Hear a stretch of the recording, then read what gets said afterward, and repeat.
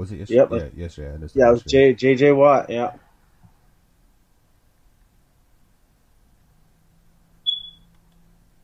Okay, so,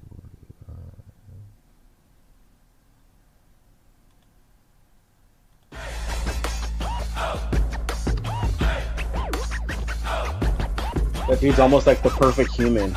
I'm waiting for, hey, J.J. Watt caught in a hotel with hookers and drugs. That won't happen. And welcome to RTF Sports Talk here. Marcus caught me off guard there with some comments that will not be repeated because it's never going to happen. But guys, this is the final show of RTF Sports Talk, but then we'll be back. We'll be back Monday at the normal time, but then Tuesday, Thursdays, and Fridays at 4 p.m. East Coast time on YouTube Live. It'll be in the podcast form like always. Shortly after the podcast or after the YouTube stream is over. But as always, I am joined with my man Marcus. Marcus, how's it going today, bud? Pretty good. Feeling a little better today. Spurs go up 2-1. I was at the game. It was electric. The crowd was just so into it. Even the rich people down there at the lower bowl, they actually had something to say. They usually are real quiet, but playoff time, the rich folks amp it up a little bit, and so it was loud in that arena last night, and the Spurs needed it, and they take I don't want to say commanding, but they take control of the series with a 2-1. I am going to say a commanding league because, Marcus, the number of the day here is 12. The Denver Nuggets are 0-12 when they go down 2-1 in a series. Yeah. Wrap your head around that. 0-12. They haven't won in San Antonio all season, and now they're down 2-1. History usually, kind of repeats itself. So yeah, that's why. Yeah, yeah, that's why I mentioned the other day that when you win the odd games, odd number games, like you win games 3 and 5 and 7. Obviously, you win 7, you're winning. You're winning. But when you take control and win games 3, I think it's like near 60-something% people win the series. And then if you win game 5 when the series is tied 2-2, it's like near 80%. Yeah. So as a Spurs fan right now, I'll be having my chest pumped out a little bit, walking with a little bit more swagger through town. And there is no reason not to be excited. You are a 7 seed, beat up on a 2 seed, and you look like the dominant team out there. So, it's a win-win for Spurs Nation right now. It's a weird kind of series in the sense that you can throw the seeds out the window on this one because the Spurs kind of look like the 2 seed in Denver looks like an up-and-coming 7 seed that got hot for a quarter and won one game. Yeah. So, Spurs have controlled the pace and the tempo, and it looks very promising. That being said, you still got to be a little guarded here because Game 4, Denver could catch on fire, and then next thing you know, it's 2-2 back to Denver. But I don't see that happening. I see even if Denver catches on fire, Spurs will play well at home. And I anticipate a much closer game than it was last night. And last night it was a really close game. And the Spurs, the cream just kind of rise to the top, and the Spurs just kind of blew them out in the end like all teams are supposed to do that are better than the other team that they're playing. But that being said, I see in the future, their next game is Game 4 Saturday night. I see like a 98-98 game with 5 minutes left or something like that, 90-90 with 5 minutes left. I see that in the future. I see Denver playing a lot better Game 4. Spurs still winning, but the game's going to come down to a few possessions. Since we're already talking about Spurs, we might as well jump into it right here. Just like anyways, like we've been saying, the Spurs have gone up 2-1 on this on that series here. So Marcus, as a Spurs fan, since you guys are up 2-1 and you have such a commanding lead, let's be honest, the Spurs have kind of been dominating this whole series. Like they had a quarter and a half laps. They've been kind of dominating here.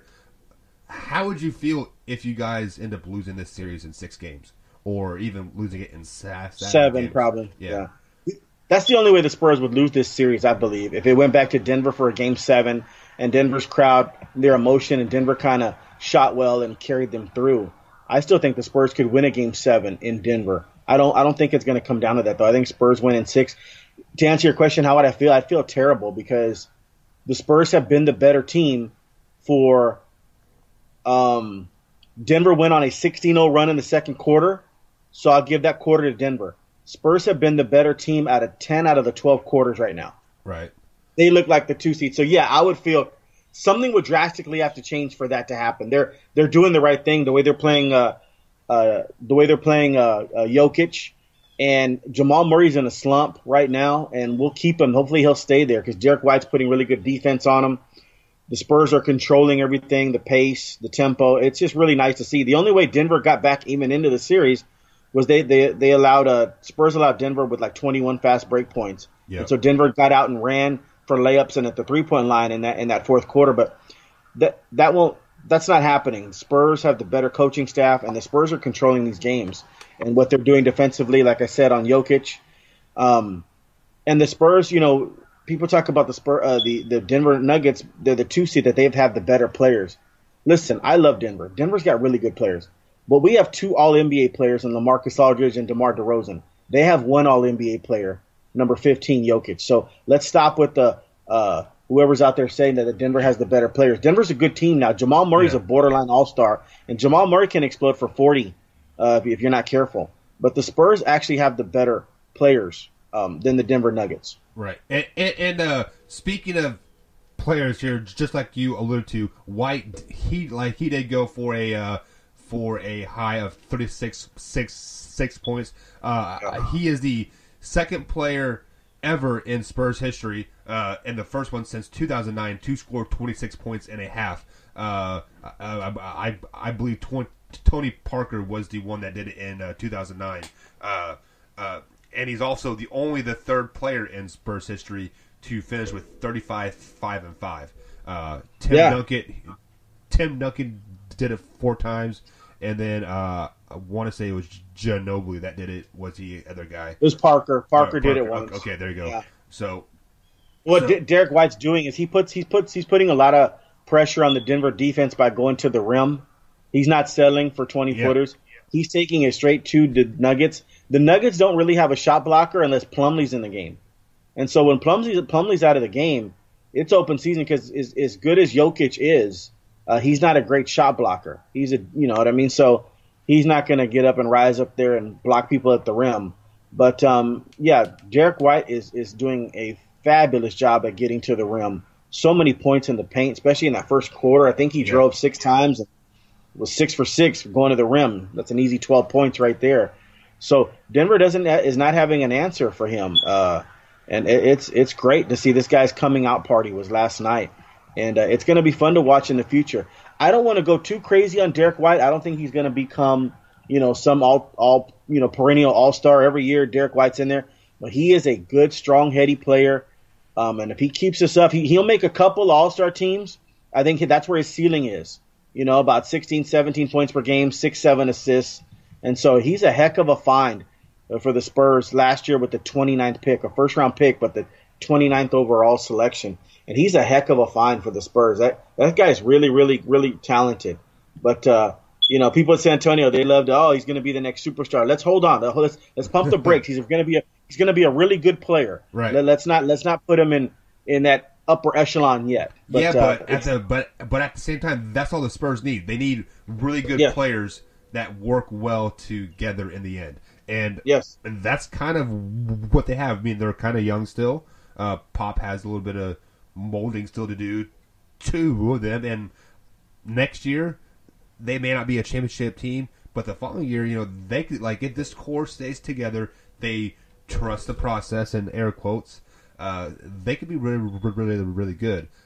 Just depending on what the Clippers do, obviously, this off season where they're seeing. As soon as the Golden State Warriors dismantle, which that will happen after this year, it's I was talking to my son about this yesterday. It's going to be fun for everybody. Yeah. Everybody's got a shot now because Durant goes to the Knicks or Clippers or wherever he goes to, and so now you're looking at a situation where Golden State kind of breaks up. Now Golden State is still just a regular great team now. Now they can become beatable. They're almost unbeatable with Durant joined them. That's why it makes sometimes the NBA not fun to watch.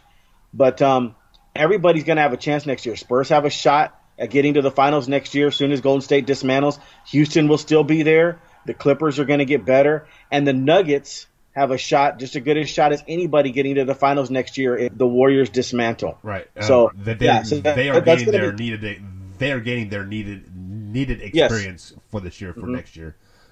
So speaking of the Golden State here, I kind of called it. They played a full 48 minutes last night. You can only poke the bear so much before the bear gets angry and wants to flex your and they're going to eat you. And that's kind of what happened last night. Golden State did beat the Clippers 132 to 105, and I hate to pat my own back again, but Kevin Durant did go off with 38 points. Yeah.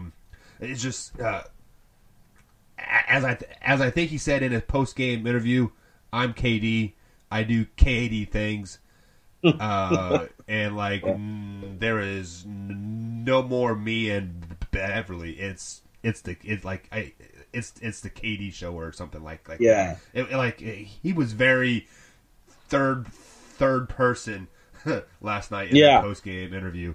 He was the real deal, Michael. You were 100% right. I thought the Clippers would come out a little more aggressive and stay with the Warriors for a little while. Then I thought the Warriors would kind of pull away in the fourth quarter. The Warriors pulled away in the second quarter. Yeah. It was bad right from you called it right on the money. I mean, that thing was over before it started. I'm anxious to see, every game takes on its own entity. I can't wait to see own identity. I can't wait to see how the Clippers respond from getting their butts whipped and Golden State regaining their dominance, because this is probably the Clippers' last stand here. I mean, because if they get their butts kicked Game 4, then this series over, and then they got to go to Game 5, and the Warriors will take care of it Game 5. I just find it funny that the Clippers won one game just so the Warriors have to suit up again for Game 5 and have to play a game they didn't think they would play. I think Kerr mentioned it last week about the technicals. He said Durant's going to get 7 technicals get thrown out. We're going to play like 24 games in the playoffs, and these guys are going to play 4 games. Yeah. Well, Kerr, you were wrong. They're going to play 5 because they beat you once. Right. But it's just funny, man. And you know what? When you're a team like Golden State and you've been through it, it's a mental grind, and you're like, oh man, now we got to suit up for Game 5, and they thought that they wouldn't have to. And anything can happen in a Game 5 in terms of not the Clippers winning, but man, Durant could sprain an ankle in the first quarter of Game 5. Yeah. And a game you shouldn't be in. They are because you messed up. Yes. So just the fact that they're going to have to suit up for another game is funny. Yeah. Speaking of suiting up, it was about 10 minutes before the game. The Philadelphia Sixers announced last night that Joel Embiid was not playing, and I actually sent you a text. I'm like, my pick is screwed. But but Philly came out and they dominated too. It was a 131-115 game, and Ben Simmons showed up. I mean, even a wrong clock is right 2 times a day, but Ben Simmons did have 31 points, and people are this is the problem with media and people in general. Like, you have one good game and oh, he's the greatest player ever, yada yada yada. Yeah. Show me again in Game 4, okay? If he shows me again in Game 4, I might buy a little bit into his hype. If he do it again in Game 5, maybe a little bit more. Game 7 and he does it again, okay, he is finally the player that we've been looking for since he came into the league. But one game, 31 points, versus with a aging player guarding him. Not much to brag about there, Simmons. Well, I mean, Ben Simmons showed his dominance last night. I mean, he showed he's the real deal. Nobody said he's a bad player.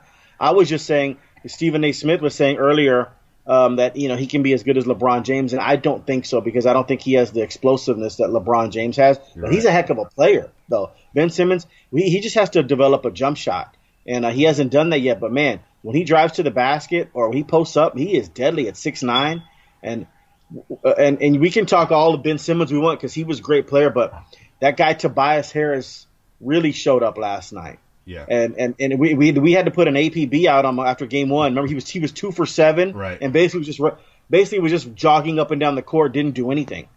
In 40 minutes, the guy Tobias Harris went 2 for 7. That's ridiculous. So we put an APB out on him, and he's shown up since then. Last night he had 29 points and 16 rebounds.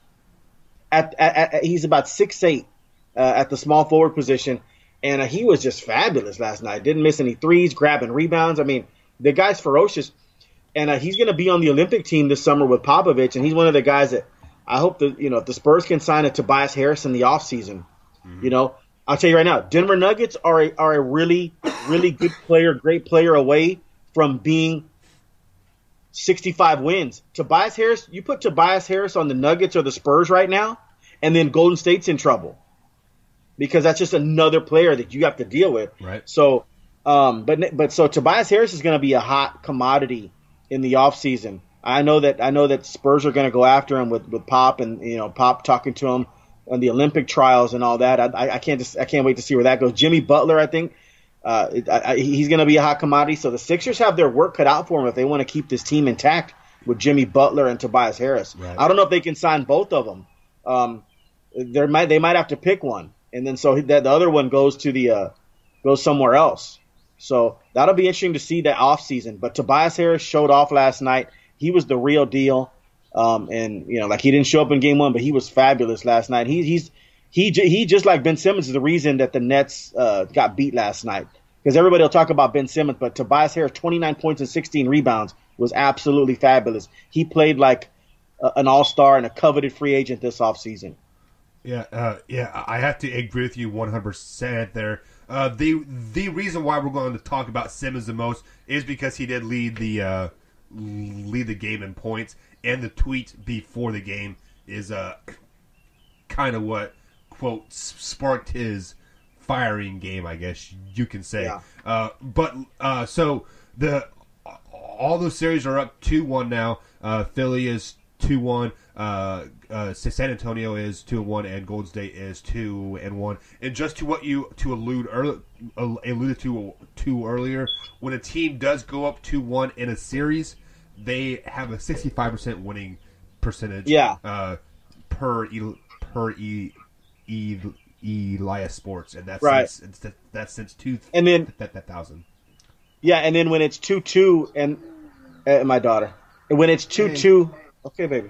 When it's 2-2, I think you said it goes from 65%. When it's 2-2, the winner of Game 5, I think that thing goes up another 13. It's like 78 or something ridiculous. So that's why those odd number games, the Games 3 and Games 5, are so pivotal. Yeah. And you just have to, like, Game 4, Game 6 are important too, but you win Game 4 and Game 6 just to get to a Game 5, get to a Game 7. They're almost like so they're not totally as important, but every game's important, but those odd number games, they usually decide the series. Yeah. So Denver just has to, like, they're going to struggle just to get back to 2-2. So yeah. So that's a really good stat. I'm glad you showed that from the last Sports Bureau. I knew it was like in the 60s, but it was 65%. Yeah. Yeah. And so guys, we're going to take a quick break here, and on the other side of the break, we're going to pick our Friday, Saturday games. And possibly Sunday games. I'm not for sure. There's a lot of games to pick, and there's a lot of things that could happen between Friday and Sunday. So we'll probably just pick the Friday, Saturday games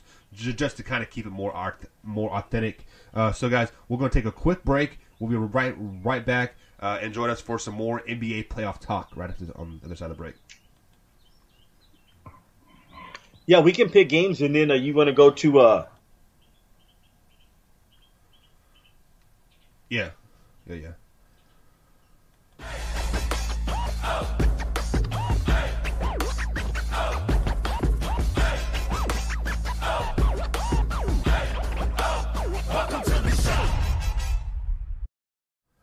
All right, guys, and welcome back to RTF Sports Talk, a.k.a. the Marcus and Mike Show. And I am Mike, obviously. The other guy on the other side of that name is Marcus.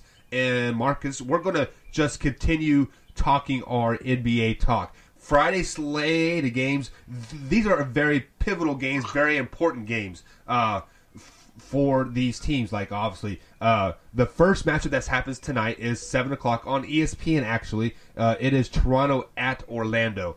We both thought this game was going to be a sweep. Magic stepped up in Game 1 and showed them that it's not going to be all gravy like we all thought. Right. So, who do you got in this one? Toronto. I picked Toronto in the sweep. I'm obviously going to be wrong, but it'll be Toronto in 5. They kind of it's really disappointing for them to lose game one. They gained control of the series. They blew out Orlando. They showed who the dominant team was. Doesn't mean Orlando's going to go away now here in games 3 and 4. Their crowd's going to be raucous. It's tough to win on NBA home court. I don't care who you are. That crowd swarming right on you. But Toronto should win these games. Usually, like what happens is it could be a nip and tuck game, and then usually the cream rises to the top. The better team usually pulls away and wins by 10, 15 points. I see that happening in both games 3 and 4. Possibly could come down to the wire a couple of these games, but when one team has Kawhi Leonard and the other team doesn't, I'm going to go with the team that has Kawhi Leonard. And then even in that game 1, Kawhi Leonard hit all the big shots down the stretch. Toronto still lost because DJ Augustine made a great play off that pick and roll, hit that 3. Yep. But Kawhi Leonard is a big shot maker. He's not in. He's not in that Michael Jordan, Kobe Bryant, or LeBron James category, but he's in that next echelon. The James Harden, Kyrie Irving. That next, even though Kyrie Irving hit a big shot to win a championship, but I guess you could put Kyrie up there in that upper echelon. But that next tier of the James Hardens, Kawhi Leonard, Damian Lillard. Yep. I trust them as well, even though they haven't. Even though the Kawhi Leonard's done it, but he not with his own team. So Kawhi Leonard's in that next realm, and when you have Kawhi Leonard on your team playing against Orlando, I mean, I'll take the team with Kawhi Leonard any day of the week. So Kawhi Leonard will probably hit some big shots down the stretch, and Kyle Lowry showed up the other night, which was pretty cool. Yeah, finally. Glad he could join. Yeah, glad he could join us. Toronto's just too tough defensively. They're going to make life heck on everybody. So Toronto should win this one by 10. I say by 10, 15 points. Both games 3 and 4. Sunday's game as well.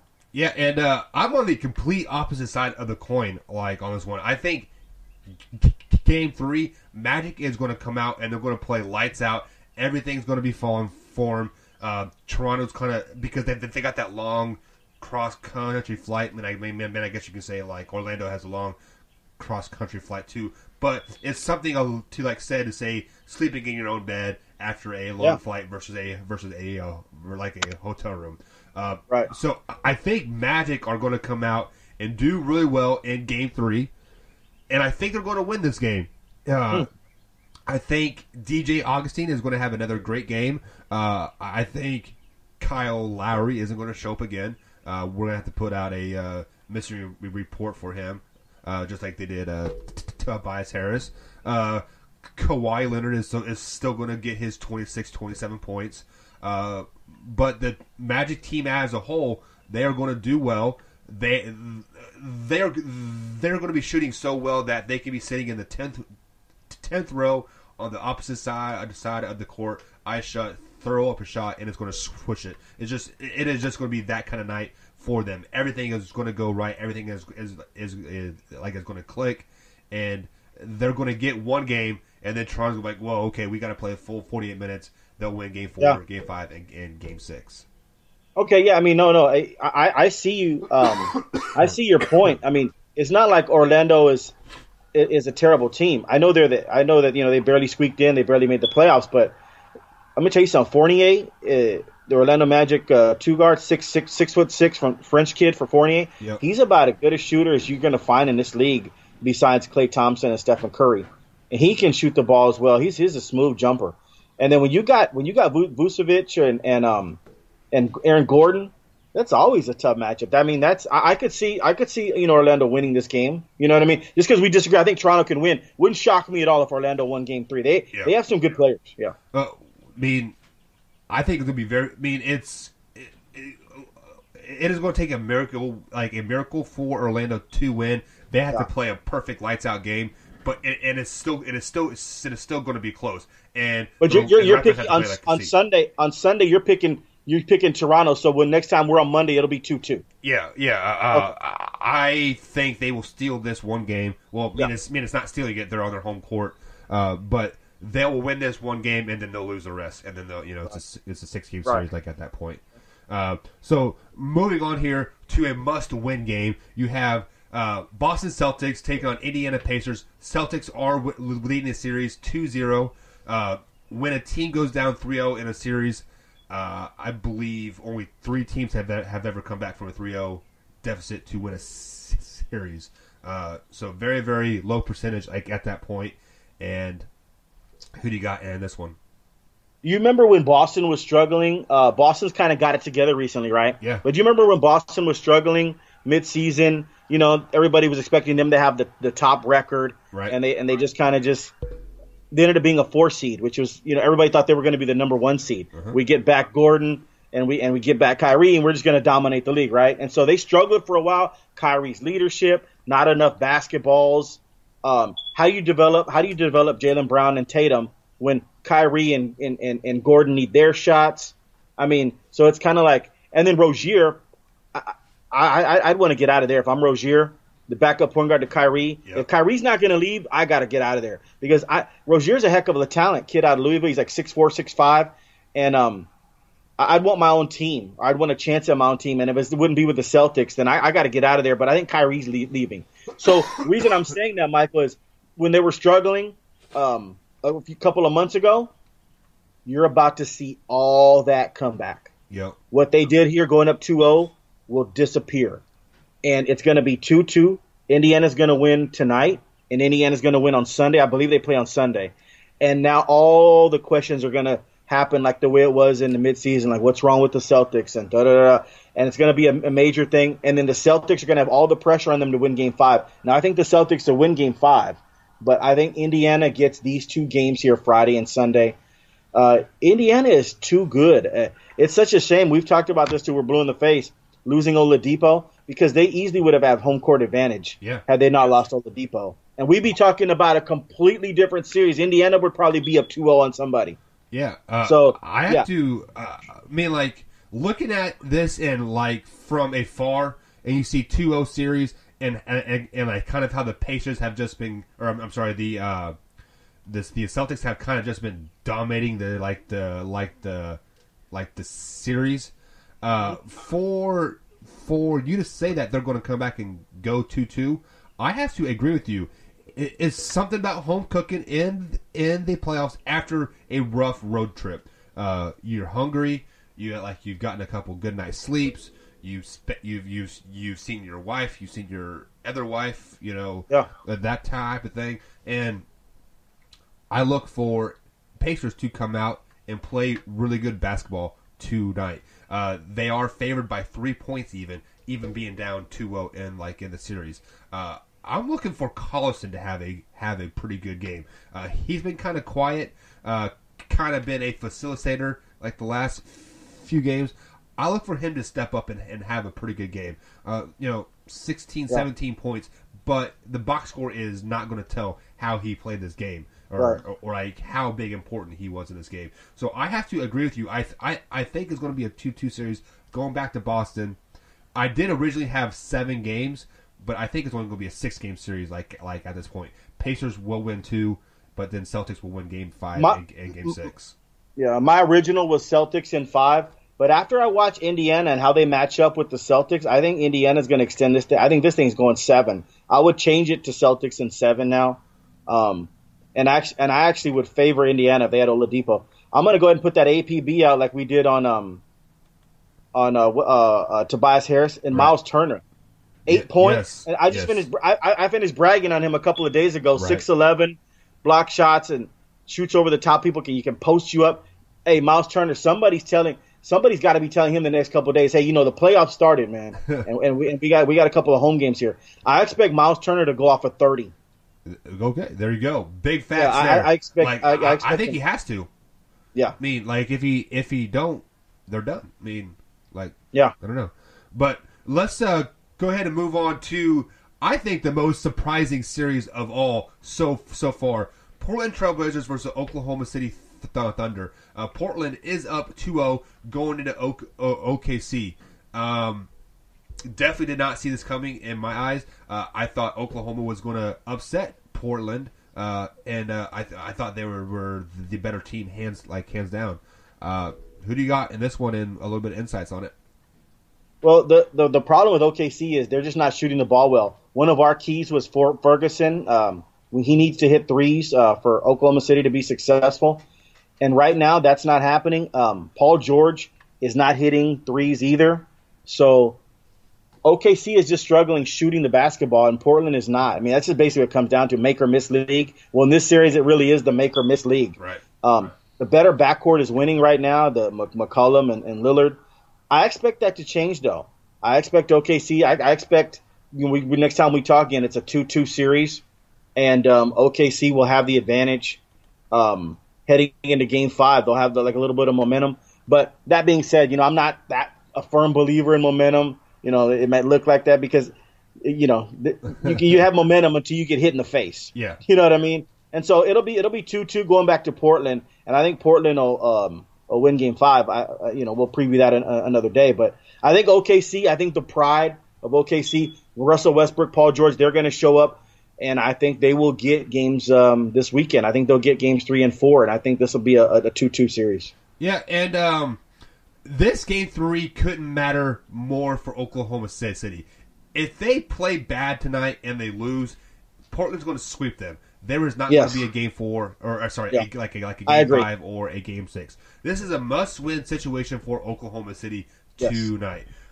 Absolutely. I don't know if Paul George's shoulder is still hurting him, what exactly is wrong with the shoulder, but he needs to get himself a shot. He needs to take some alcohol before the game or something. Right. That pain in his shoulder needs to go away. I think Paul George is the difference maker in this series, and especially in this game. Russell can go for 30-plus points with 16 assists and 10 boards. All that doesn't matter if Paul George isn't hitting shots. Paul George, I think, is the key. I completely agree with you. I said I see the series 2-2, right? Yes. But if OKC were to go down and it's 3-0, OKC is the type of team that the fingers will start pointing. Yep. Your fault, my fault, whose fault? I think it's the coach's fault. Billy Donovan could get fired. I mean, no, I'm not joking. This could be really bad if they lose Game 3. You talk about a must-win in their franchise history. Oklahoma City has a must-win Game 3. I think they'll do it, but if like you said, if they don't, they're a point-the-finger team. They are a team built on toothpicks. They do not have a solid foundation or a solid core. I think the hiring of Billy Donovan as a coach was kind of like a bad choice anyways, because you had such big ego in Russell. And I believe at the time James Harden was still there too, if I'm not mistaken. So really big ego. So as a college coach, not having any experience in the NBA, getting hired as Oklahoma City, I think that was a really strange hire. But if they do get swept, I definitely agree with you 100%. I think he is gone. They actually talked about it last year. I think he was on his way out. Yeah, Billy Donovan will be done. You can't get swept to the Portland Trailblazers and they don't have Nurkic. Yeah, you can't get. I don't care if Damian Lillard goes off for 50. You cannot get swept. You have Russell Westbrook and you have Paul George, two superior athletes coming downhill, scoring at will, and you get swept. Coach is done. Well, in their defense, they are the lower seed, so maybe he can play that card into their hand. But as far as winner tonight, I think Portland is going to win tonight. Wow. I think they're going to play really well. I think that Paul George injury really starts showing itself when you're down 0-2, and then you have a long travel home. Man, if you're right, if you're right, and it's 3-0 Portland, that press conference with Russell Westbrook, he's just going to be going, next question. Right. Next question. I mean, dude, that's a point-the-finger franchise. That's a franchise that would be in bad situation. Yeah. So I think the only games we agree on tonight is Indiana, which hopefully, I become an Indiana Pacers fan as of this year. I never really had a NBA team. Living in Indiana, I was like, well, you know what? I might as well root for the hometown team. So that's the only game we agree on tonight. So somebody's going to be able to gloat a little bit come Monday afternoon. Hopefully it's myself, because I kind of want to see that Portland sweep, honestly. And to me, the most disappointing team in all of the playoffs is the Utah Jazz. I think they play Saturday. So Monday, we'll know if that's a series also. Right? I mean, in other words, Houston will be up 3-0, or Jazz will save face a little bit and still be down 2-1. They'll get a game. That's another one right there. You cannot get swept by the Houston Rockets, and you have as much talent as Utah does. Especially as a 2 seed. Quinn Snyder. Well, no, I think this is the 4-5 matchup. Yeah, I'm sorry. Yeah. Quinn Snyder, he's another one. You lose to the Rockets in 4, you could get fired. You don't have Donovan Mitchell and Rudy Gobert and get fired. One of the defensive players of the year, one of the best offensive players in the league. And they put that team together pretty well. You cannot get swept by the Rockets. Quinn Snyder will be on the hot seat just like Billy Donovan if they get swept. They may have put a good regular season team together, but we've shown that they're not a very good playoff team. So we'll see what happens. Yeah. Is it a front office or coaching situation? But we will take a quick break, and then we'll hit those Saturday matchups here. We have Philly, Nets, Nuggets, Spurs, Bucks, Detroit. Series is over there. And then Houston Jazz. We'll be right back on the other side of the break, and we'll cover those games real quick. And then we'll get into what's important to a lot of people, NFL draft, Kansas City Chiefs, the good stuff. We'll be right back, guys. You know what? I jumped the gun.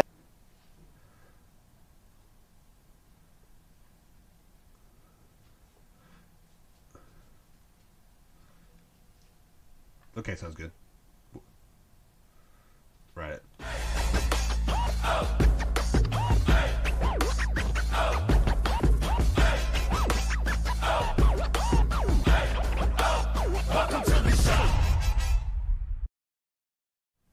Alrighty, guys, and welcome back to RTF Sports Talk. Our last show is RTF Sports Talk. Then we're transitioning over to the Marcus and Mike show. I am Mike. The other guy on the mic is Marcus. Marcus, how's it going? Pretty good. Just can't wait to get these NBA playoffs, man. It's one of my favorite times of the year. Yeah. So just to finish our quick picks for the weekend here, Saturday matchups. We're just going to quickly pick a win or loss team, and then we're going to transition over to the NFL season here. So we have Philly at the Nets. Who do you got winning that game? I think the Nets show back up, and I think they make this thing 2-2. Yeah, go ahead. Yeah, and I'm going to go on the other side of the coin there. I think 76ers found their groove last night, not with Ben Simmons, just a team, and they pull it out. Next up, you have Denver Nuggets at San Antonio Spurs. Your San Antonio Spurs. Who do you got? A little insight. Game will be really close. I predict it's a 90-90 ball game with 4 minutes left, and the Spurs will hit the clutch shots and win by about 3 or 4 points. Yeah, this will come down to the final couple of possessions. Yeah, and then that will put the Spurs at a very commanding 3-1 lead there. I'm gonna have to go with you as well. It's just something about this Denver team being 0-12 in playoff history when they're down 2-1. I don't think they're going to flip history this year. Give me the Spurs. Starting the evening cap, 8 p.m. on ESPN. You have the Bucks traveling to Detroit. Who do you got in this one? Man, this is the worst series of them all because no Blake Griffin, and it's not like if Blake Griffin would have played, Detroit would have won the series or anything, but it would have been a little more competitive. This thing is over. You could actually. This thing is so over that if Giannis Antetokounmpo was actually had some ailment, I'd rest him a game. Yeah, you know what I mean. And the Bucks will still be fine. This is an easy sweep here. Yeah, and just to add to your point there, I do think the Bucks are going to win. It's going to be a sweep. If Blake Griffin was in there, they would have won one game because Drummond wouldn't have been such a head case. He would have been playing basketball like we've kind of seen all year. Houston at Jazz. Who do you got? I have Jazz winning and tying up this series 2-2. I have Jazz winning in a blowout and in a close game in one, a blowout in the other one. And if they don't, then the heads are gonna roll there in Utah. Quinn Snyder could be in the hot seat. You cannot lose to the Rockets to get swept or anything like that. I think the Jazz are gonna show who they are, show who they were in the regular season. And I think this thing's going to be 2-2 going back to Houston. Now, I've seen no evidence of that yet because Utah's basically just laid down, which is absolutely shocking to me. They're the most disappointing team in the playoffs right now, the Utah Jazz. But I think they muster it up at home, and I think they make this 2-2. Yeah, and I think they're going to win tonight or on Saturday as well. We talked about it earlier, how shooting goes down when you travel to Utah Jazz. I believe it was I believe it was 20% lower total field goal shooting percentage, and I'm not for sure if the Rockets are really ready to rely on that 4-scoring option, meaning the mid range game. They are good at fast break points, foul shots, and three pointers. They don't have a really good mid shot game, and I think this comes back and bites them in this one game, in game 3 here. Do you quickly want to pick the Sunday games, even though we really don't know what's going to go on Friday? Yeah, which Sunday games you mean? Well, there's 4 games happening on Sunday. Yeah, Boston, Indiana. Yeah, I mean, no, I think Utah. Yeah, go ahead. Give me the Sunday games? Absolutely. Yeah, so we have Boston at Indiana. This will be a game 4. Currently, Boston runs 2. Yeah, that'll be 2-2 by Monday by Sunday night. That series will be 2-2. Yeah, I have to agree with you there 100%. I think we talked about that earlier. Yeah. Game 4 with Golden State, LA. That'll be 3-1 Golden State, but I think the Clippers will show much better in Game 4. But that'll still be 3-1 Golden State. Yeah, I think the Clippers show up as well. Make it a somewhat respectable game, but Golden State still wins by 10. Right. Toronto and Orlando. This is a Game 4 matchup as well. That'll be 3-1 heading back to Toronto. I think it would not shock me though if Orlando picked up Game 3, though, like we talked about earlier. Yeah. So it possibly could be 2-2, but I think it'll be 3-1 Toronto. I think with Toronto losing tonight, this is a must-win situation for them. Kyle Lowry finally comes up and plays a great game. Series is tied going back to Toronto. Final game of the weekend, Portland at Oklahoma City. What do you got? I got Oklahoma City winning both these games. It'll be 2-2 heading to Portland. These will be highly contested, close games. So I don't think there's any blowouts here, but OKC will tie them up. It'll be 2-2. Yeah, and this is where we are completely opposite. I think Portland's going to win tonight, go up 3-0, and this is where Oklahoma City gets swept at home on their whole court. Then house. Yep. And Billy Donovan's done, and Oklahoma City has to question everything they've done in their organization if that happens. If they get swept, does Paul George leave and go to LA? No. I mean, no, because they'd have to trade him because he signed that big contract. I think Paul George will be fine. Russell Westbrook will be fine, but there'll be a lot of pointing fingers, and it'll be a lot of decision makings coming from Sam Presti about how do we construct a team with a new coach and getting better shooters around Paul George and Russell Westbrook. Sam Presti will have his work cut out for him big time. If they get swept, are they a big player in the free agency next year with like Kyrie, with KD, Boogie Cousins? I believe I saw a stat where there's over 200 free agents this coming summer. Are they a big player on that, or do you think they're happy with the team that they got? No, they'll be a big player in free agency. They're going to have to be, because basically if they get swept, what you're telling me is they're not constructed well enough to advance in the playoffs. So you're talking about you're going to have to replace like a Ferguson with a Chris Middleton or something. They're going to have to maneuver that cap around, and they need shooters, to play with Russell Westbrook and to play with Paul George. Yeah. It's like having 2 LeBrons on your team. In other words, those guys get double teams. Those guys come downhill. They kick it out to shooters. And so they're going to have to. I think Steven Adams is safe. You're going to have to put 2 dead-eye shooters playing with Russell Westbrook, Adams, and Paul George. And Chris Middleton will be a big find in the offseason. If somehow they could land Chris Middleton, that would be unbelievable. Or a Fournier from Orlando would be awesome in an OKC uniform, because Fournier is a catch and shoot player. So right. Yeah, they're gonna have to rebuild that team, and I think Billy Donovan will be on the hot seat. Well, and just to echo what you're saying here, there are scorers and then there's shooters in the NBA. Russell, he is a scorer. He is not a shooter. So they will need a shooter to complement the score, if that makes Yes. sense to anybody out there. But let's totally go ahead and switch gears, flip this thing in reverse, go from nice, sunny, warm weather to winter. Football season schedule was released 2 days ago, as we talked about. We broke down the Cowboys schedule first, and we're both Cowboys fans. We love the Dallas Cowboys, but my first love, my true love, is the Kansas City Chiefs. I'm not going to lie. If the Cowboys and Chiefs were to play in the Super Bowl, which is a very good possibility, it's going to happen this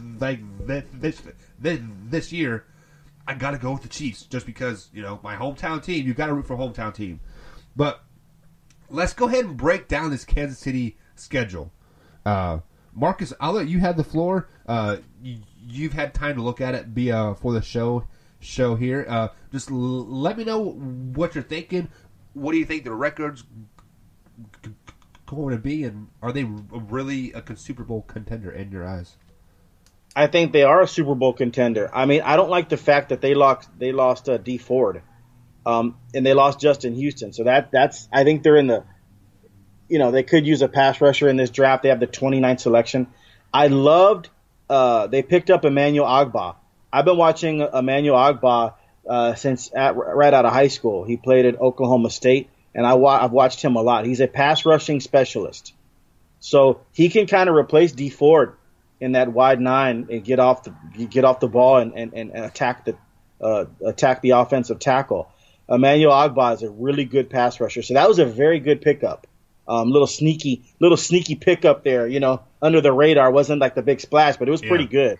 So I think the Chiefs have I hate to say easy schedule in the NFL because, man, NFL, man, it's an 8-8 league. Everybody's pretty much set up to go 8-8. The teams that go 12-4 win the close games, and they're not 8-8. And the teams that are 4-12 and 6-10, sometimes they have something wrong with them internally. That's true, but they have usually lost the close games. That's why they're not 9-7 or 10-6. These games come down to the wire. I mean, everybody gets paid the same. The New England Patriots can't pay their players more, than the Raiders. So I mean, it's all fair. You know what I mean? So it's like anybody that term any given Sunday, it really applies in today's NFL. You have to bring your A game. I'll look at, for example, I think the Chiefs are going to beat the Jaguars Week 1, September 8th, right? Yes. But if the Chiefs come in with a not their A game, they come in just fooling around and we'll beat Jacksonville, which I don't think they will do. Guess what happens? Jacksonville wins 20-14, which I don't see that happening. I see the Chiefs. You have all offseason to prepare for the Jacksonville Jaguars. I mean, that's a good matchup, and I'm a Houston Texan fan too, so I need you to come in there and beat the Jacksonville Jaguars Week 1, and I think that'll happen. You're going to be taking on Flacco, new quarterback. That'll be fun to watch to see how Flacco is with a Jacksonville uniform right off the bat. And I think Emmanuel Ogbah gets. We can go ahead and project ahead a few months ahead. I think Emmanuel Ogbah gets a couple of sacks on that Jacksonville offensive line Week 1 on Flacco. That'll be fun to watch. The Chiefs, I mean, look at this. They have the Raiders Week 2, and then they're at home versus the Baltimore Ravens come in Week 3, and then they travel to Detroit. Then the Colts travel there, and that's 5-0 before you get to the Texans, and I think you beat the Texans. I see a 6-0 start by the Chiefs. I know that sounds crazy, but they'll probably be at least 5-1. I don't see 4-2. Mahomes is too talented. I mentioned the other day, Kelsey and Tyreek Hill, to me, are the best 1-2 punch in football, wide receiver tight end combination. And I think they're the best 1-2 punch in football, whether it's not a wide receiver tight end combination, whether it's just two players, two wide receivers. Name me a better tandem right now than those two, even at wide receiver position. I don't see one. So they would be tops in my eyes. Mahomes is fabulous. He's playing basketball while everybody else is playing football. Right. So I mean, he's having a blast there. I like Coach Andy Reid. And then the running back situation, it kind of hurt them losing the player they lost, getting suspended, Kareem Hunt. But I think they'll be just fine. They've added some new pieces there with running back. And when you have a Pat Mahomes, it's cool. It's pretty cool to have a dynamic running back with Pat Mahomes. Trust me, that helps. Yeah. But he doesn't need. He's a quarterback, and when you got that combination, they got Sammy Watkins too. When you have all these players to throw to, you don't necessarily need a dynamic running back. You need an adequate running back that gets the job done. You don't need a Le'Veon Bell, a Todd Gurley or something. It'd be nice to have because you had one in Kareem Hunt. Yes. He was kind of similar like that, but and I forgot who they're getting at running back or who they're but I mean you just have to have a really good running back, and I think they're okay at running back. I see the Chiefs going at least 12-4.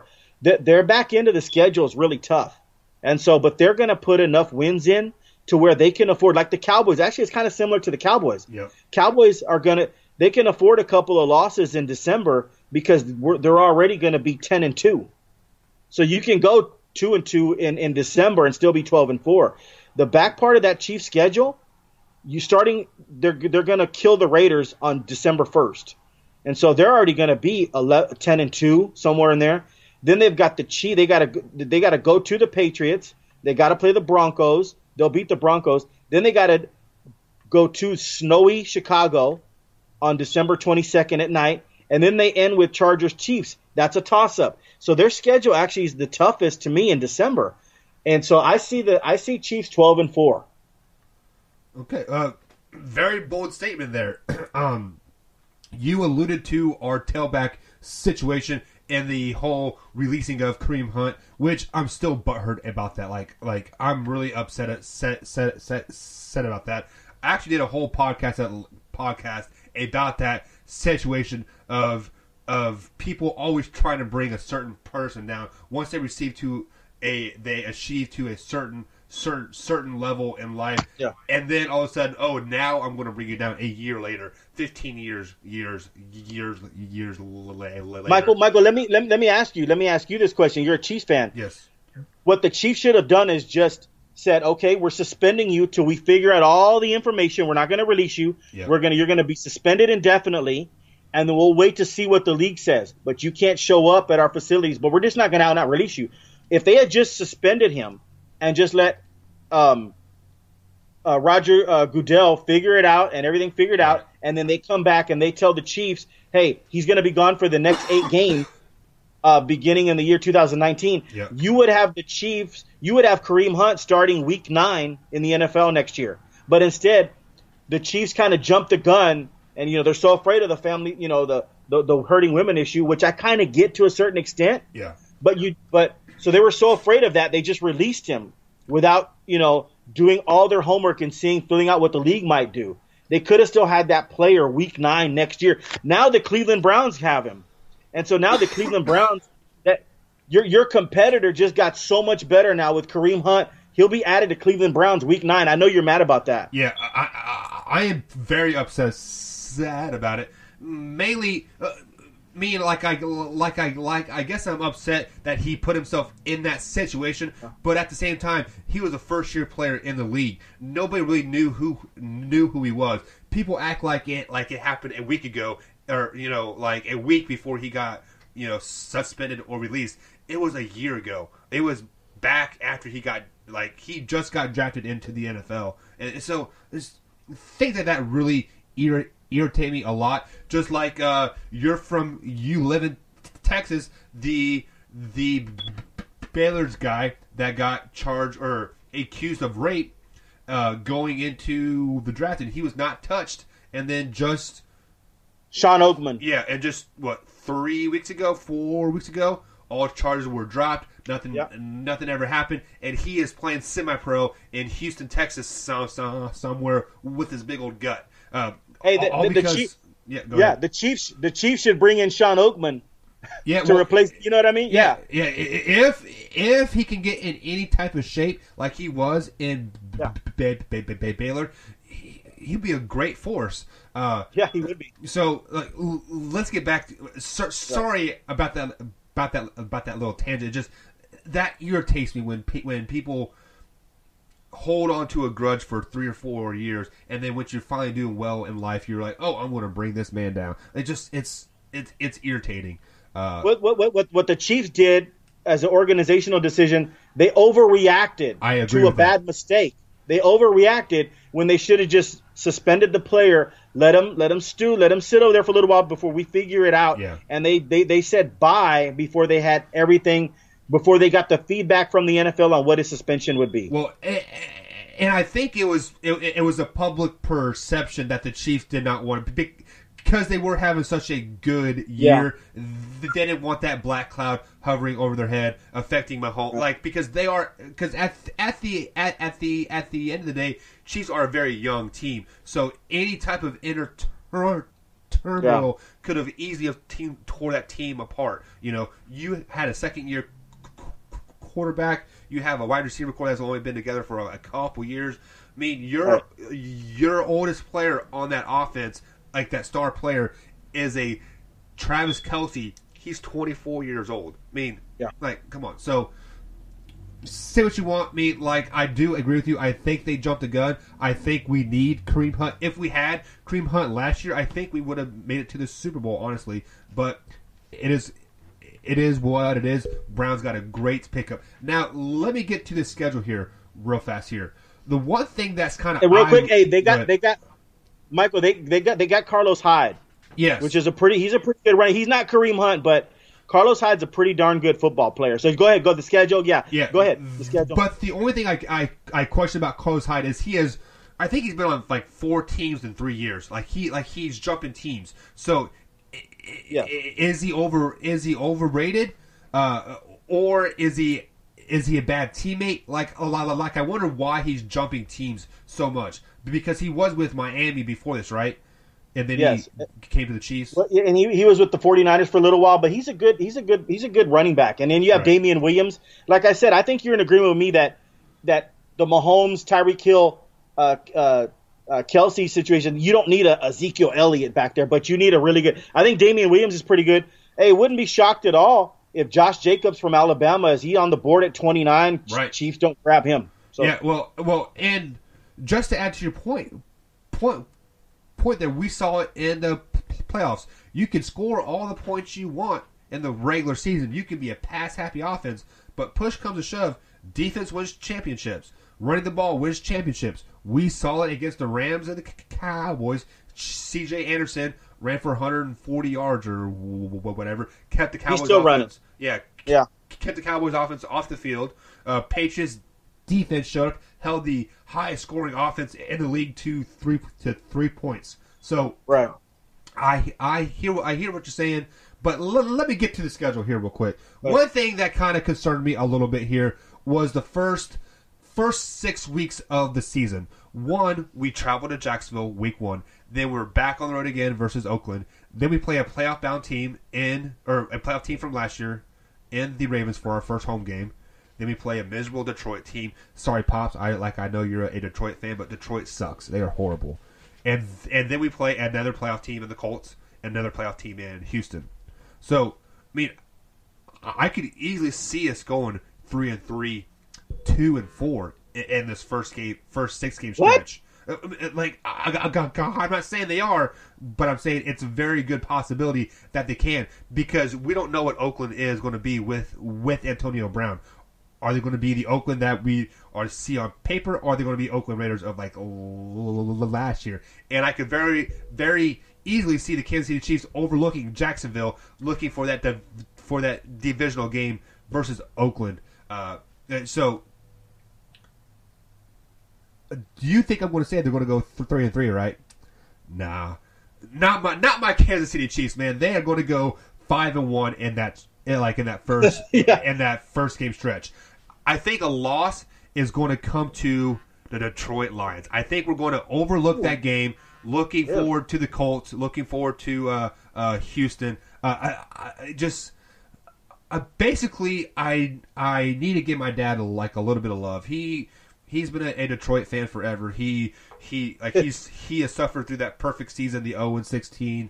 You know, he suffered through all those 3-game wins, and I just want to throw him a bone. I think Kansas City Chiefs are because you always have that one game that you stumble on. Man, my phone's going crazy. That you stumble on, and I think that is that game. Let me make a prediction for Kansas City Chiefs at Detroit. In a dome on turf, Tyreek Hill, he might have 4 touchdowns. In that dome, because think about it, I love the domes because there's no weather conditions. Yep. Mahomes will throw for 500. And you're faster. Tyreek Hill throw for Tyreek Hill have 4 touchdowns. They'll still be catching him, trying to catch him weeks. I mean, no. I mean, Detroit's gonna have trouble against that team on that speed of that team and in the dome there. Where I think, any given Sunday, though. Any given Sunday, yes, I get that. I tell you what, I think where you're 100% correct. At Jacksonville, you don't know what to expect because Jacksonville has a hell of a defense. Yeah. And Jacksonville gave Kansas City fits last year. I don't know if you remember. Their defensive backs, Jacksonville, they're no joke. And so, but what you have to do in that game is Flacco. It's his first game. That's going to be an intriguing game to watch because Flacco is a turnover machine. He's kind of similar to Eli Manning in that regard. You fluster Joe Flacco a little bit, and you could have 3 interceptions that day, and that's what will help the Chiefs beat Jacksonville that day. All right, so I hope you're wrong. As much as I like Jacksonville, like when they first came into the league, I kind of passively became a Jacksonville fan, but quickly I'm like, nah, they aren't for me. But I had them beating Jacksonville, beating Oakland, beating Baltimore, losing to Detroit, a close game versus the Colts on Sunday Night Football, and another close game versus Houston. The good thing for the Chiefs are both of those games are home games, and the Sea of Red is a powerful force, man. Like they are a very when that place gets rocking, it is rocking. And Sunday night versus Colts don't really have a chance. Then we get into this part of the schedule where it can go one of 2 ways. It's going to go either really good or really bad. You're at Denver, play Green Bay, play Minnesota, at Tennessee. They seem to always have our number for some reason. That playoff loss still hurts me to this day. And then they go to Mexico City, hopefully, maybe Mexico City, versus the Chargers. During this 5-game stretch, I have them losing 2 games. Those 2 games, I don't know what it is. I know it's going to be the Titans. For some reason, the Titans always show up against Kansas City Chiefs. I don't know what it is. And then it's either going to be Denver or Chargers. Chargers are still a very, very good team. You guys forget that they had the second best record in the AFC last year. Yeah. But since they were in the same division as the Chiefs, they were a wild card team.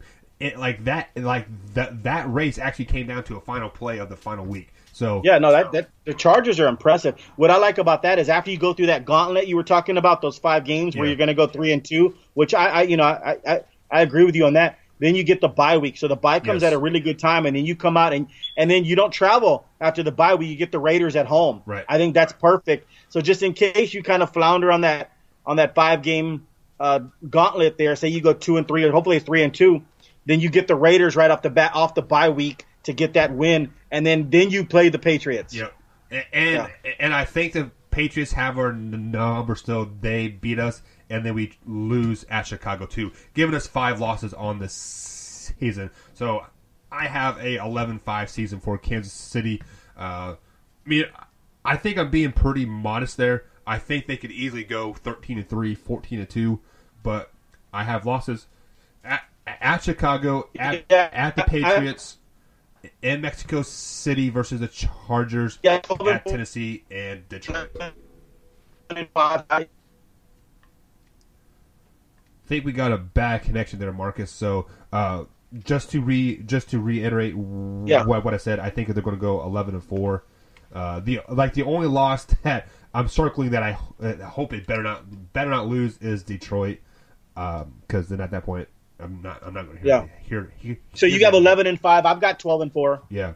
You've got 11-5. I've got 12-4. These games. Sometimes that's what's the way the NFL is. They lose a couple of the close games. I think they could win. Then it could be 10-6. Yeah. If they win a couple of the close games, I think they're going to lose. It could be 13-3. Yeah. So it's just the way the cookie crumbles, as what's his face says from Bruce Almighty. What is that movie? Is that Bruce Almighty? I'm not sure. That's Jim Carrey as Bruce Almighty, yeah. Just the way the cookie crumbles. But, so, on Tuesday, we'll go ahead and hit your Houston Texans as well. And then maybe we'll throw a special team in there. People love the Patriots, right? No, we hate the Patriots. Get those teams out of there. Yeah. Get those guys out of there. But, Marcus, let's go to a quick break, and then we'll go to talk NFL draft a little bit right after the break. We'll be right back, guys.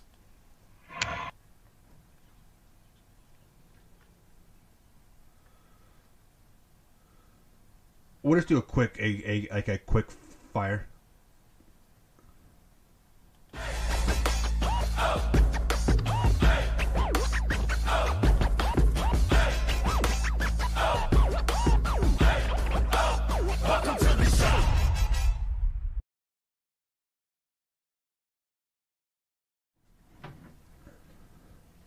Yeah, that's the biggest positive. Is we do play Colts, Ravens, and Houston all at home. So this year is going to be the year if Lamar Jackson is a bust or is a success, 100%. That was actually one of our biggest podcasts ever. Was I said Lamar Jackson is an overrated player and he sucks. People went crazy on me like about that. But all right, guys, welcome back to RTF Sports Talk, aka the Marcus and Mike Show. I am Mike, and the guy to my left there is Marcus. Guys, we're going to end the segment every Friday. We're going to do a rapid fire questions. I'm going to shoot Marcus some questions real fast. He has no time to prepare. These are all questions off the top of my dome. I have a couple written down down here, but Marcus, we're going to jump right into it. A rapid fire Friday, ending the week on a positive note. Are you ready? I don't know the questions either. I have them wrote up. I have a couple notifications here, but the biggest notification that I got before we came on the podcast was Marquez Sweet has been diagnosed with a heart issue, and it has been reported that 4 teams has taken him off their boards. They don't want to touch him. How far do you think he falls in the draft if this is true?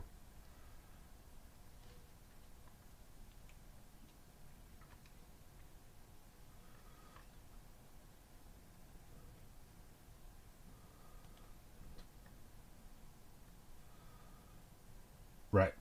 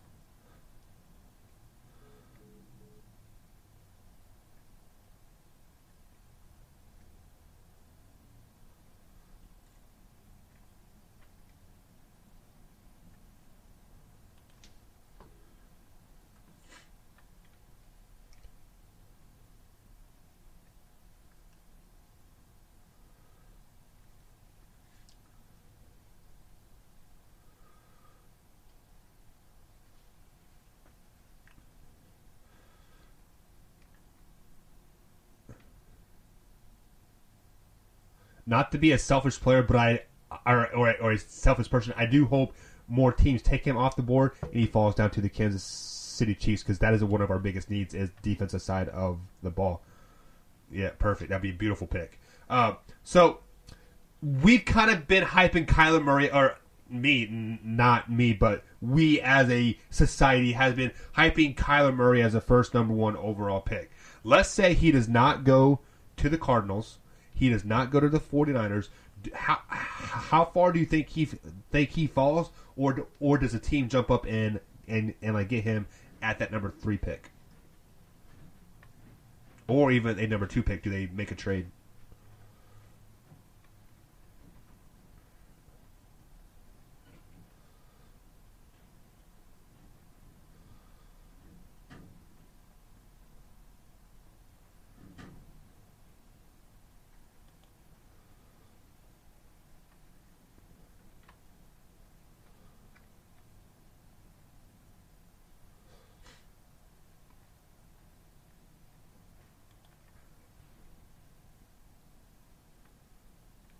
Right.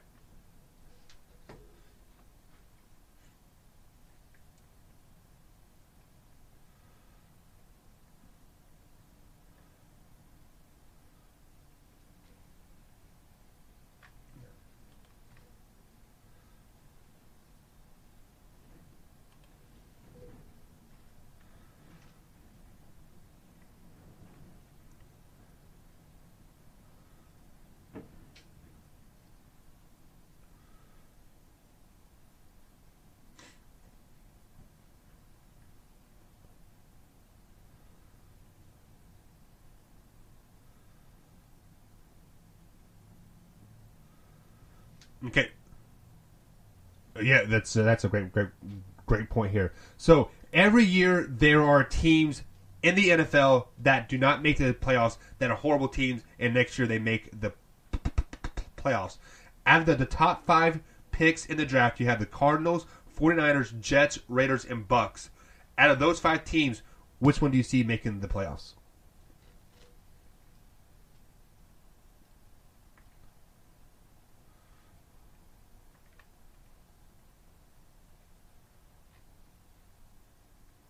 And double teams. That's why Josh Allen needs to get to the Jets or Quinnen Williams. Cardinals are a mess. I mean, they need to work on that offensive line. The only team right there is the 49ers, and that's because they actually have a decent quarterback in Jimmy Garoppolo. I'm not 100% sold on Jimmy Garoppolo, but I'm not one of those naysayers. I've watched enough Jimmy G that he reminds me a little bit of Romo, a little bit of Montana. I'm not joking. He has that flash. He has that ability to be a really good quarterback, Jimmy Garoppolo. And so if the 49ers hit on Jimmy Garoppolo, he's a good quarterback, the 49ers have a shot to be a wild card team this year. And I'm not buying into that Jimmy G hype simply because I got burned by the Matt Castle thing as a Kansas City Chiefs fan when he had a great year with the Patriots and he came to the Chiefs and he was a total bust. I have to see more of Jimmy G. Yeah, he had a couple great games when he came in those last, and they tore his ACL, I think it was, or Achilles. Can't remember for sure his injury. Well, just by the way, the question you asked me, I don't think any of those teams are making the playoffs. But if I had to answer, it'd be the 49ers. But I don't even think they're going to make it. I think they'll be 9-7 and outside that. They do have the best bet because of the division that they play in, but they do share a division with the Rams and the Seahawks, and it seems like they're always in there for some reason, always up at the top. So now let's go to the other side of the draft board, the bottom 5 teams. Or I'm sorry, the top 5 teams. You have the Patriots, Rams, Packers picking at number 30, the Chiefs, and then the Chargers as well. Out of those 5 teams, which ones do not make the playoffs? The Packers. I don't think the Chiefs are making it. Chargers are making it. Rams are making it. Patriots are making it. The Packers, I don't. I mean, yeah, they have the. Aaron Rodgers is what the best arm talent in the history of football, pro football. The best touchdown to interception ratio in the history of football is Aaron Rodgers. Hey, you want to guess who's second? If he gets enough attempts this year, who would qualify? Drew Brees. No. Right now, Russell Wilson is second. Okay. Your boy Dak Prescott. Dak Prescott, he just doesn't have enough attempts to get there, but he's got one of the best touchdowns to interception ratios of all time. But Aaron Rodgers is tops. Yeah, that's pretty amazing. Yeah. But Aaron Rodgers is tops though right now, and that guy's incredible. But out of those 5 teams, Packers don't have the strongest. They don't have the strongest team there. They don't have the strongest defense or offense. I mean, that Aaron Rodgers is a hell of a player, but they'll be back in that 9-7 range. I don't think they'll make it out of those top 5 teams. And a couple more questions here. If you were a team in the draft coming up on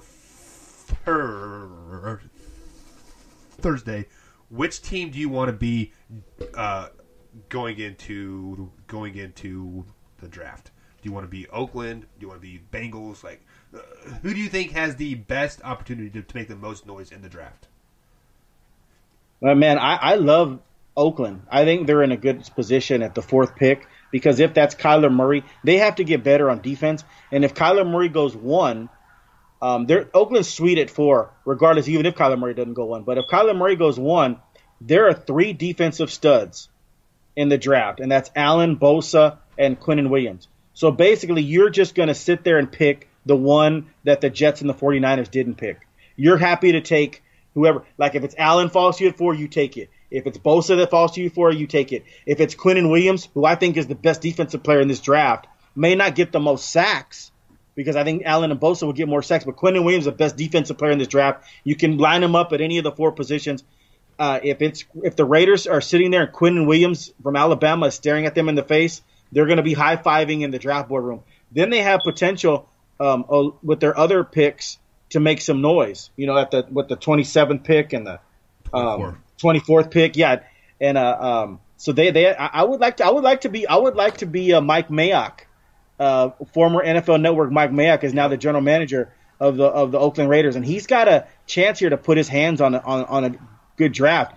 And I love when you have multiple picks, you have flexibility. So Mayock could take the 27th pick and the 24th pick, right?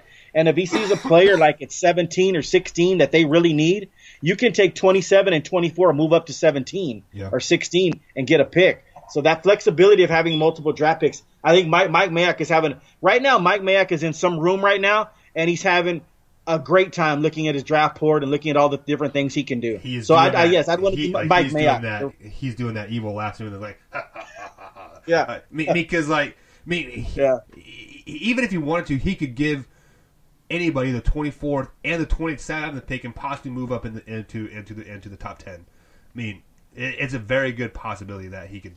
It's possible, yeah. If a team like the Bills don't see anything they want, and the Bills need lots of help, they could give the Raiders number 9, take 24 and 27, and I think they still need another like a 4th round pick to go along with that. Right. So they could build their roster like that. The funny thing about the Raiders draft though is they thought they were going to get a better pick when they traded Amari Cooper to the Cowboys because the Cowboys were like 3-5. Right. So they thought they were going to get like their pick at 4. And Cowboys were gonna be terrible. They'd have like the 8th or 9th pick. The Cowboys did so well. The Cowboys did so well and put them at the 27th pick. Now they have to take their 27th and 24th and have to move up if they want to move up. So I thought that's funny. And the final question for Friday Fire here. We're staying in the NFL. Who is your way too early Super Bowl prediction?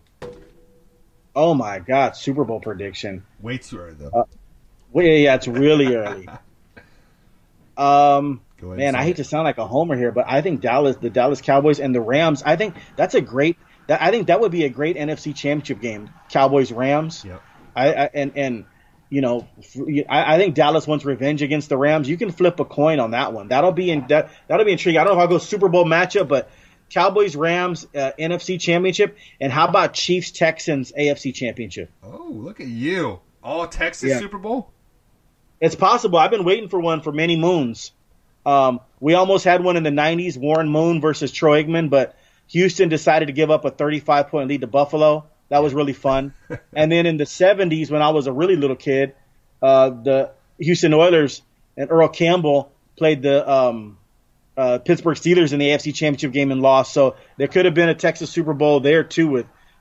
So we've missed out on a few of those. I'm been patiently waiting for 40 years for a all Texas Super Bowl. Maybe we'll get one, but I think Dallas and Rams, I think that's a good NFC Championship game. And then Houston Texans, Chiefs. And then can you imagine, I mean, if Houston and Dallas both lost those NFC and AFC Championship games, we get a rematch of the Kansas City Chiefs versus the Rams. That game's going to be 50-50. Yeah.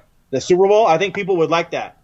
Yeah, hopefully you're right. I would love to see my Kansas City Chiefs and the Cowboys in the Super Bowl. Either way, the Super Bowl is going to be exciting. But guys, that is all for today's Friday's podcast here. Thank you for joining Marcus and myself. I am Mike. Starting on Monday, we'll be back here at 1:45 at the usual time. But then moving forward, Tuesdays, Thursdays, and Fridays at 4 p.m. on the YouTube channel. Search for the Marcus and Mike Show on iHeartRadio, iTunes, Google Podcasts, etc. YouTube Live, obviously, as well. Be sure to give us a ranking on iTunes. That would be fantastic, preferably five stars.